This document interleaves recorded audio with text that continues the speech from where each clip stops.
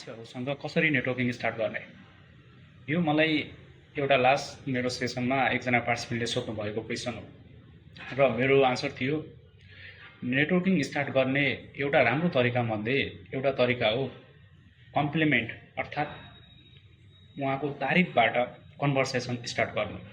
यदि तपाईँ कुनै मान्छेसँग जेन्युनली राम्ररी कनेक्टेड हुन चाहनुहुन्छ, राम्रो कनेक्सन बनाउन चाहनुहुन्छ भनेपछि हामीले फिजिकल अपीयरेन्समा कम्प्लिमेन्ट गर्नु खासै उचित देखिँदैन है। इट्स टु पर्सनल है। त्यही भएर जहिले पनि यदि अब हामीले कम्प्लिमेन्ट गर्नु छ भने पहिला मान्छेलाई नोटिस गर्नुहोस्। मान्छेको कुनै सोसल मिडिया प्रोफाइलहरूमा उहाँले राम्रो गर्नुभएको छ भनेपछि हैन उहाँको बारेमा हेर्नुहोस्, केही राम्रो अचिभ गर्नुभएको छ भनेपछि त्यो कुरालाई नोटिस गर्न सक्नुभयो। यदि तपाईँ कुनै इभेन्टमा हुनुहुन्छ भनेपछि इभेन्टमा उहाँले कम्युनिकेसन गरिराख्नु भएको तरिकालाई नोटिस गर्नुहोस् है। उहाँले केही कुरा डिस्कसन गरिराख्नु भएको छ भने त्यो कुरालाई नोटिस गर्नुहोस्।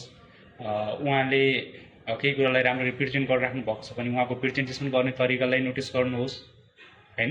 उहाँले कुनै क्वेसन गरिराख्नु भएको छ भने क्वेसन गर्ने तरिकालाई नोटिस गर्नुहोस् हैन।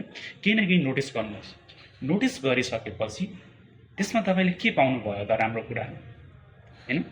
सपोज उहाँले कुनै नयाँ आइडिया कुनै राम्रो आइडिया दिनुभयो भनेपछि यु आर सो इन्टेलिजेन्ट भन्दा पनि I really like the way you think भन्नुभयो भनेपछि यो चाहिँ बेटर सुनिन्छ हैन त हो।